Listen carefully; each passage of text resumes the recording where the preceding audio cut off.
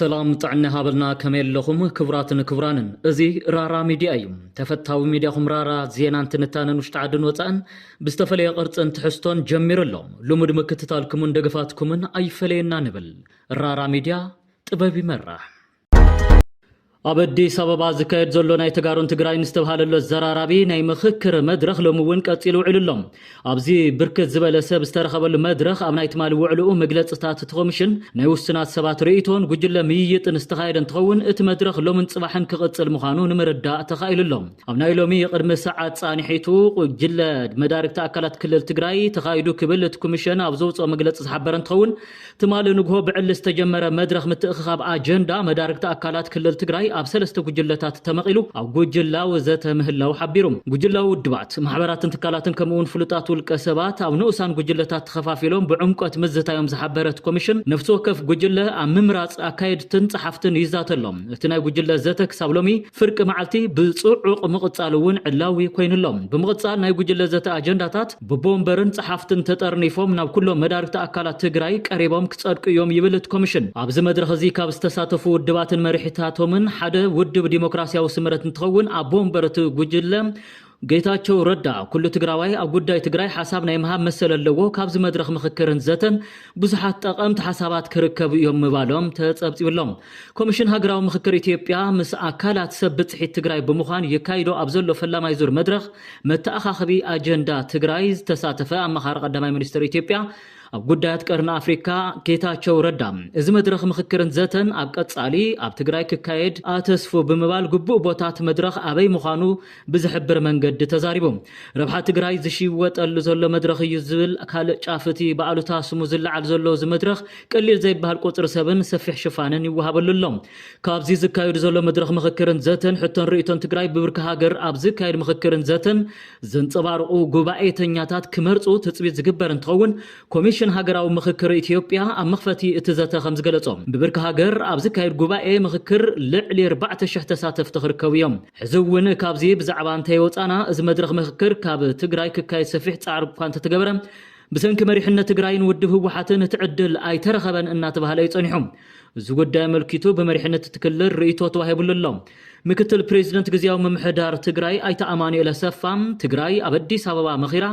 بزبل مخنيات وديت نمفصام استفحسه دراما ايو كبل نتمدرخ الزناقه فنتخون كوميشن مخكر إثيوبيا أبدي سببا تجراي تمكر بزبل زكايدو مدرخ تجراي أبدي سببا مخيرة بزبل مخنيات وديت نمفصام استفحسه دراما امبر نحزب تجراي زطقم فره خمزه يبلو ايو ابعلاو فيسبوك غصو ابز زرغحو صحف غليصوم نبرتي أديس أبابا بشم مخكر زمايا يتزلو ناديس أبابا وكيلو منبر بهيرم ويستولدو لكل الوكيلوم ايكونن دمايولوم أبزي ساعات دما أديس أبابا كلهم بهير سباتن هزبتاتن ينبرلا سلازي أديس أبابا كم كتماك تمكر كلام بزوم نبر تعياتو كل زبل أمانيل كابزي وطعتو لتا أديس أبابا يخونو بستفلالي مخنياتات نفتاخة تمازموت سبات زتولدو لخلل بهير وي بهير سو وكيلوم تماخرتي وي تمكر تكخونو أيخؤلون يزبلم نزيد مايو كوميشن مخكر إثيوبيا أبديس أبابا أوروميا أمحارا سيداما عفار سومالي مخيرن زبل زينا قدم حزي زي نغرنا بمالي مقتم حزب تግራይ ንኽመክርን ንኽዘራረብን ዘኽእሎ ክልላዊ መንነቱ መንዚዕኻን فحبيل كان ድሕር ምውዳእ ትግራይ ኣብ ኣዲስ ኣበባ መኺራ ብዝብል ምኽንያት ውዲት ንምፍጻም ዝተፋሕሰ ድራማም ካብ መጀመርቱ ቅቡልነት ዘይብሉን ፈራስን እዩ ክብል ኣቐሚጡ ቅድሚ ኩሉ ሰብኣውን ሕገ መንግስታውን መሰላት ህዝቢ ትግራይ ምኽባር ከም ዝቕድብ ድማ ኣረድዩ ودب عرنا بسرعة مجلسي نزم مدرخ مقوام زفلت كوينو ودبات ساوتنا صنتن نتيجونو ين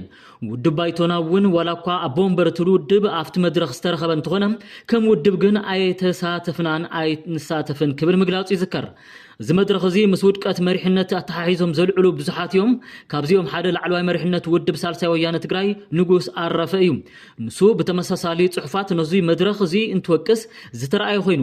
ንሱ እዞም ኣብ ትሕቲ ስርዓት ብልጽግና ዘጽለሉ ኃይልታት ናይቲ አበስመራ ዝሓደረ ኃይል ፍርቁ ጎኑ እዩ ክብል ትግራይ ዕቁባ እንዳጸላእቲ ብዝሓተቱ ፍንጫላት ጠፍእ ከም ዘላ ሓቢሮም ኣብ ትግራይ ዝተፈጸመ ዓለም ለኻዊ ገበን ክስርዙ ምስ መዓልታዊ ኣስቤዞኦም እዮም ዝግብጥዎም እዞም ኃይልታት ማሊ ማይክ ጨቢጦም ይጥፉ ኢሎም ሞት ዝፈረዱልና እዮም ኣይሓንኩን ኩሉ ግዜ ቀዳማይ ስርሖም ክብሪ ህዝብን ዓድን ምሕላው ዘይኮነስ ከርሲ እዮም ዘቀደሙ ይብል ተጻሓፊ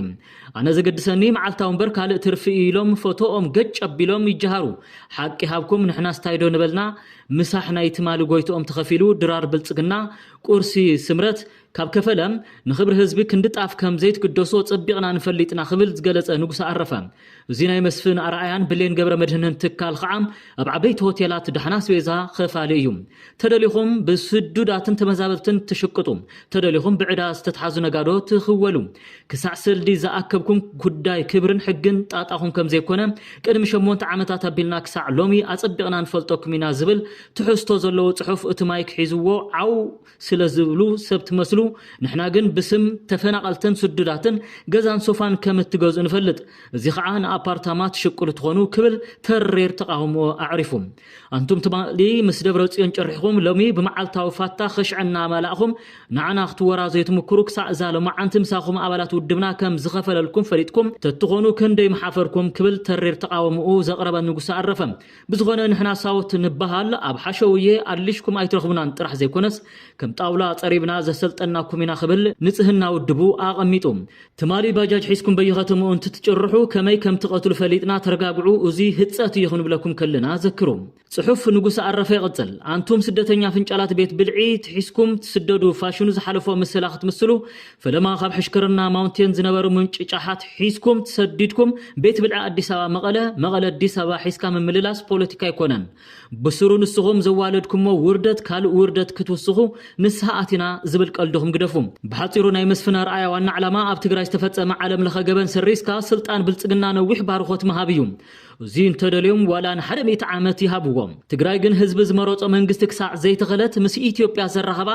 ዝኾነ ይኹን ሕጋዊ መስርሕ የለን ንውልቅኹም ካብ ሓለዋ ንብረት ክሳብ ጸረጋ ህንጻና ስራሕኹም ከሽዑኹም ክትመልኡ ግን መሰልኩም እዩ ወኪል ህዝቢ እየም ካብ ዝኸባቢ የመጽየ ግን ናይ 21 ክፍለ ዘመን ቀልዲ እዩ ብስሩ ዘተ ድርድር ሞጎት ዝበሃሉ ቃላት ኣብ ዘይቦቶም ኣይተእትውዎም ምሳሕ ደሊና ቁሩብ መሳፈርታ ክስደሊና ኢልኩም ኣብ ዝደለኹም ዳራሽ ክትጭርሑ ግን ውልቃዊ መሰልኩም እዩ መእሰሪ አንቱም ስደተኛታት ኣብ ትግራይ ዝኸፈለ ዋጋ ክፊልና ቃልስና ዓዊትና ናብ ዓድኹም ከም ንመልሰኩም በዘጋጣሚ ቃልና ኣትወልኩም ዝቆልዓ ዘረባ ገደፉ እዚ ሓወልቲ ዝገደፍኩምሞ ናይ ቀደም ጎይታኹም ግን ሕዝውን ንዓኹም እዩ ዝቐርበኩም ምኽንያቱ ብዕላማ ኣፈላላይ የብልኩምን ስለዚ ናይ ሳውት ሓሳብ ሕዝውን ድሕሪ ዓመት ክርደአኩም እናነቃሕኩም ከመይሞ ሰብ ግመልን ከልብን ብምባል ጽሑፍ ይዛዝሞም ክቡራትን ክቡራንን ትግራይ ኣብ ከቢድ ማሕበራዊ ጸገም ኣብ ተኣቱ ነዊሕ እዋን እኳ እንተኾነም ከምዚ ኣብ ቀረባ እዋን ዝረአ ዘሎ ዝበለ ጸገም ግን ዳግም ኣብ ትግራይ ክረአ ዝበለ ይነበረን ካሽ የለን ነዳድ የለን መሃያ የለን ምንቅስቃስ የለን ናይ ሰላም ነፋስ የለን እቲ ሓደ ገዚፍ መርኣይ ናይ ጸገም ኣብ ስርዓተ ትምህርቲ ገጢሙ ዘሎ ጸገም እዩ ድምፂ ወያነ ትግራይ ቴሌቪዥን ዘውፅኦ ዳታ ዝሓዘ ዜና ከም ምርኣያ ናይ ጸገም ወሲድካ ምርኣይ ናይ ሎሚ ጠመተራራ ሚድያ እዩ መምህራን ብእዋኑ መሃዮኦም ዘይምኽፋል ንከይዲ ምምሃርን ምስትምሃርን በኣሉታይ ጸልወሎ ይብል ጸብጻብ ድወት ኣብ ዞባ ምብራቕ ካብ ዘሎ 403 ኣብያተ ትምህርቲ እተን 189 ትምህርቲ ኣቋሪፀን ኣለዋ መምህራን ብእዋኑ መሃዮኦም ዘይተኸፈሎም ንኸይዲ ምምሃር ምስትምሃር በኣሉታና ጸለዎ እዩ ክብል ምምሕዳር ዞባ ምብራቕ ትግራይ ፍሊጡ ኣብ ምምሕዳር ዞባ ምብራቕ ትግራይ ሓላፊ ማሕበራዊ ልምዓት ኣይተ ብርሃነ ተስፋ ሚካኤል ንድምፂ ወያነ ትግራይ ከም ዝበልዎ ፌደራል መንግስቲ ትግራይ እትረኽቦ ዝግባእ በጀት ብእዋኑ ስለ ዘይለቐቖም መምህራን ይኹኑ ካልኦት ሰራሕተኛታት መንግስቲ መሃዮኦም ዛጊዳ ይትኸፈሎምን ከም ሳዕቤኑ ኣብ ዞባ ካብ መንጎ ዝርከብ 403 ኣብያተ ትምህርቲ እተን 189 ኣብያተ ትምህርቲ ሙሉእ ንሙሉእ ከይዲ ምምሃር ምስትምሃር ዘቋረፃ ኮይነን